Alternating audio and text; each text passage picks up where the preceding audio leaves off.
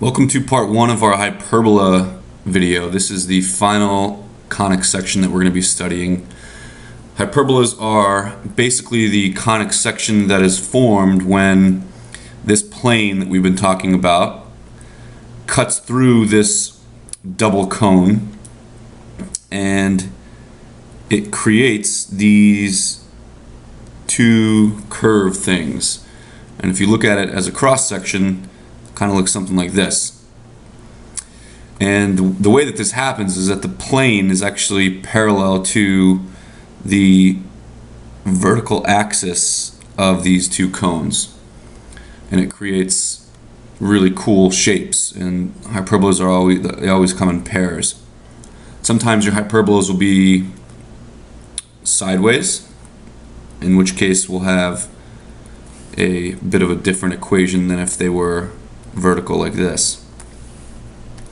So in our ellipses we talked about major and minor axes. In this case we're going to use just different words. This is what we would usually in an ellipse call like the major axis. For hyperbola, that is called our transverse axis. In this case the transverse axis is vertical, and in this case it is horizontal. And that'll just basically determine the denominator or the numerator of your equation, like where you put the x's and the a's and the b's and the y's and things. The other axis is from here to here, and in a hyperbola that is called the conjugate axis. It's kind of like the minor axis right here.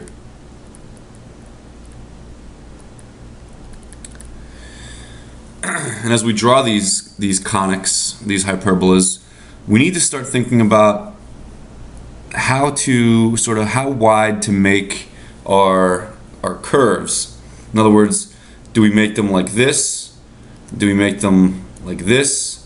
Or do we make them more like this? And that's going to basically be determined by this sort of imaginary asymptote line that goes from curve to curve. We're going to use these asymptotes. We've used that word before a lot when graphing things. These asymptotes are sort of our imaginary barriers that the graph itself infinitely approaches, and it's going to guide the general shape of our hyperbola. And to get the equations of those asymptotes, it's literally just y equals mx plus b. And the slope of that comes from a fraction that is, a over b or b over a. We'll get to all that, but in this first part we're not going to really focus on the asymptotes yet. We'll get there in part 2. In this first part here, we're going to introduce the equations, the definitions, the terminology, what A means, what B means, what C means, how to find A, B, and C, how they relate to each other. It's a little bit different than the ellipse. And we'll go from there. We'll do a couple examples and we'll see how we do.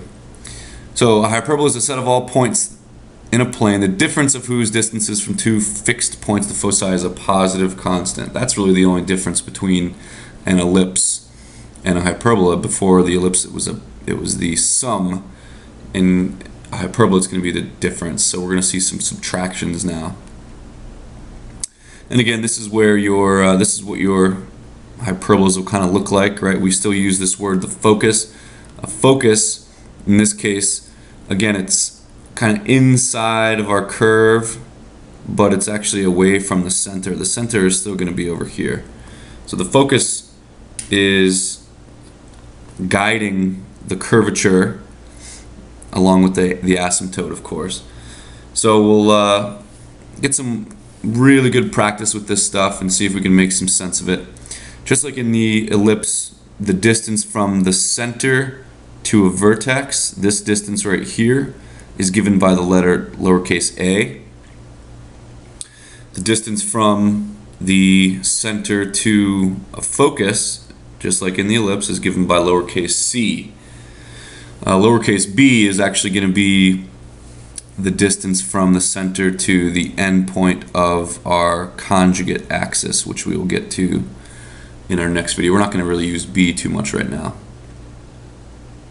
Equations, here they go. This is when the center of the hyperbola is not necessarily at the origin.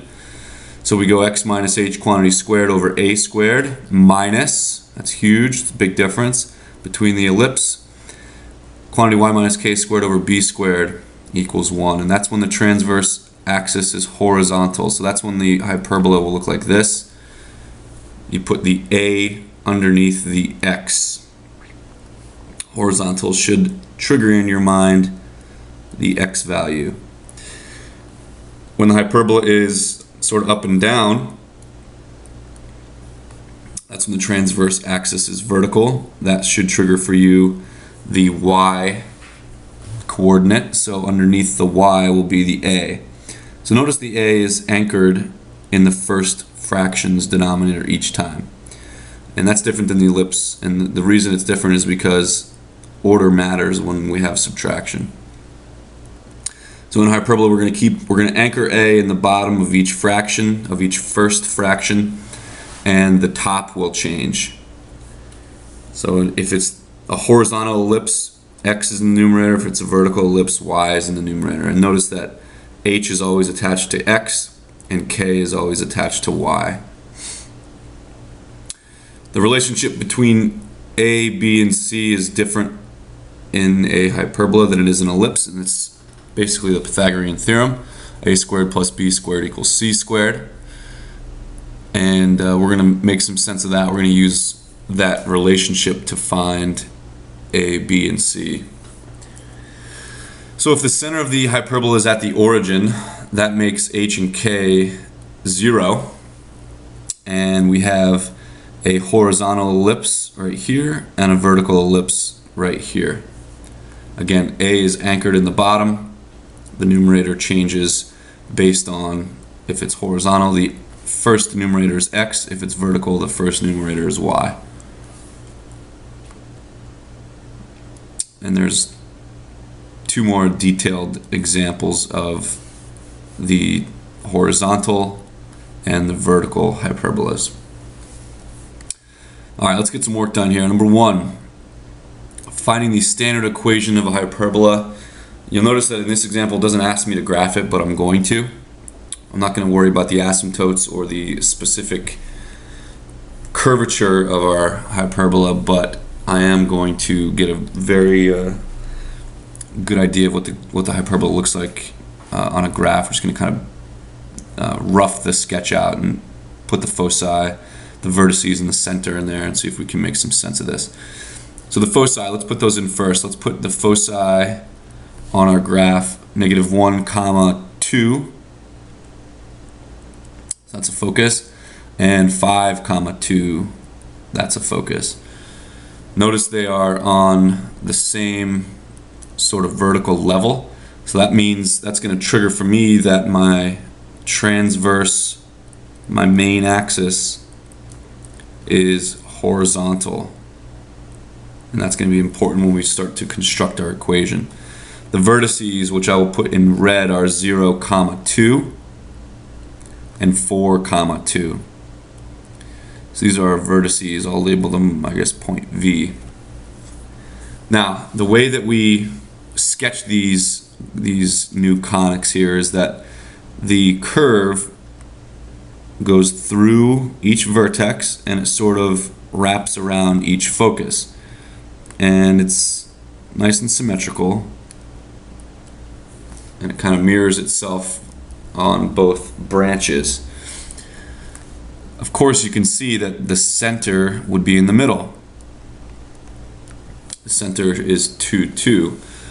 If it's not so easy to find the center, all you need to do is find the midpoint between the foci or the midpoint between the vertices. Either one will work. Let's do the midpoint between the vertices. So it's 0 plus 4 over 2, 2 plus 2 over 2. So sure enough, our center is 2, 2. The distance between the center and the vertex is 2 units, and that is given, just like it was in our ellipse, that's given by the lowercase a variable. Lowercase a is 2. That's the distance from the center to the vertices. The distance from the center to the foci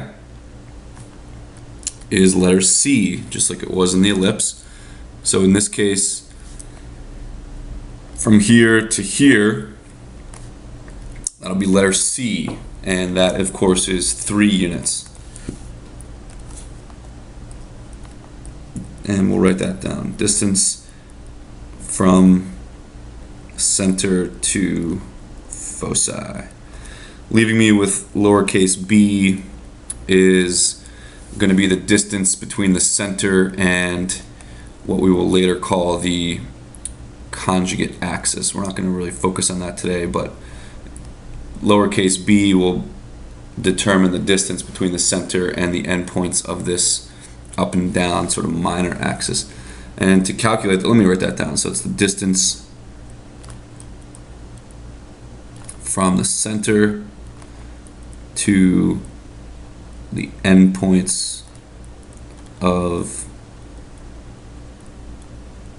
J, conjugate axis. And the relationship is a squared plus b squared equals c squared. And you just plug those things in. So we have 9 is equal to 4 plus b squared. So b squared is equal to 5, which means b is root 5. Okay. So let me get rid of this center. I think we know how to do that. I need some more space here, and I'm just going to start constructing my equation. The general format for the equation is, notice we're always going to anchor a squared in the first denominator and b squared in the second denominator. The numerators of each fraction is determined by which way the hyperbola is sort of sitting there, and I just said it's horizontally sitting there. It's sitting there as a horizontal hyperbola. In other words, the main axis, the transverse axis with those 5 key points, is left and right. Left and right in your mind should trigger that x is the variable that needs to go above a. So x, as you know, is always attached to h, y is always attached to k. So just plug this stuff in, right? This center is 2, 2, so we're going to go x minus 2, y minus 2. A we found to be 2, so a squared is 4. B we found to be root 5, b squared is just 5. And that's it. That is enough for right now. Notice we're not really worrying about the precise shape of the graph. It looks something like that, but keep in mind in our next video in part 2, we're going to be thinking about these asymptotes and thinking about exactly, how this graph is shaped, and we'll find the equations of those asymptotes as well. Number 2. Alright, if you're feeling adventurous, give this a shot on your own. If not, that's okay too. But the best way to learn, as you know, is to just be presented, after you're presented some information, then you just practice it and just see how you can do. Alright, this stuff isn't hard, it just takes a little bit of practice, and the more you sort of become familiar with hyperbolas, then you'll start to see really the nuanced differences between ellipses, and hopefully be able to make some connections to the parabolas and the circles as well. In my opinion, the most difficult of all 4 conics is the parabola. There's so much to think about. There's a lot of craziness that goes on. Hyperbolas are probably second because of the asymptote. The asymptote addition there. It's just one more thing to think about. But in my experience teaching this stuff, students struggle the most with parabolas, which is sort of surprising, I guess. But Anyway, let's go through this one. Let's see if we can plot our vertices. Hopefully you paused that and you tried it. If not, pause it right now and give this a shot. I set up a piece of graph paper here that'll hopefully fit our hyperbola. So 4, 1 is our first vertex. 4, 9 is our second vertex. Foci are at 4, 0 and 4, 10. So that's down here. That's our focus. And 4, 10 is up here. So our graph is going to sort of wrap, it's going to go through these vertices and sort of wrap around the foci and try to make them symmetrical. That looks pretty good. Which tells me my center is going to be somewhere in here. My center is going to be the midpoint between both the vertices and the foci. So we just figure that out, right? We figure the center is the midpoint using our midpoint formula.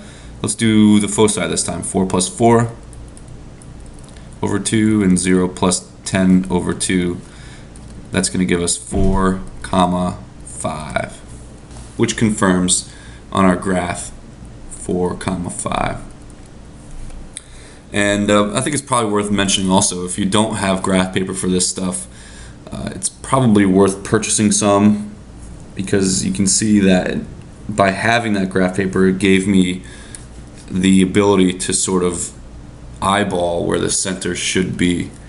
If I didn't have graph paper, then my scaling's all wrong, and it makes life a little bit more difficult. So purchase some graph paper. I remember when I was in high school, graph paper was super sort of valuable. It was one of those things that, like, if you ran out of graph paper, you know, just kind of ruined your day. And it's just so helpful to use graph paper for this kind of stuff. You know, graph paper is also really useful in when you get to trig and when you get to you know, all sorts of stuff in sort of the upper level math in high school. Anyway, get some graph paper. It'll help you. So let's talk about the transverse axis. You can see that these 5 key points are up and down. So that leads me to believe that my transverse axis is vertical. And that's important because that's going to sort of shape the way that we write our hyperbola equation. So let's see if we can figure out A, B, and C. Remember, A is the distance. A is the distance from the vertex to the center. And that looks to me like it's 4 units.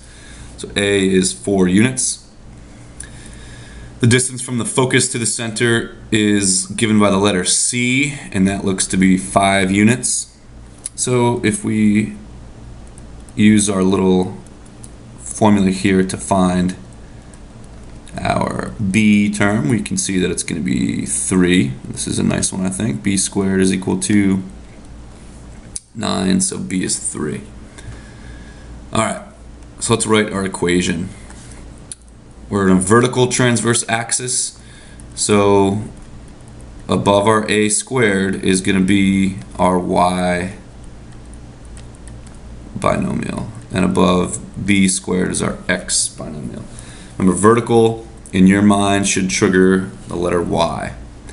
Alright, so we have H and K as over here 4 and 5. So we want to be careful here. Y minus 5 quantity squared over A squared minus X minus 4 quantity squared over B squared is 9. So there you go. That is the equation of your hyperbola. In the next video, we're going to really sort of focus on not only all this stuff, we'll recap all this stuff, but we'll also, like I said, start to really figure out these asymptotes and see what that is all about. So thanks for watching, and I'll see you in the next one.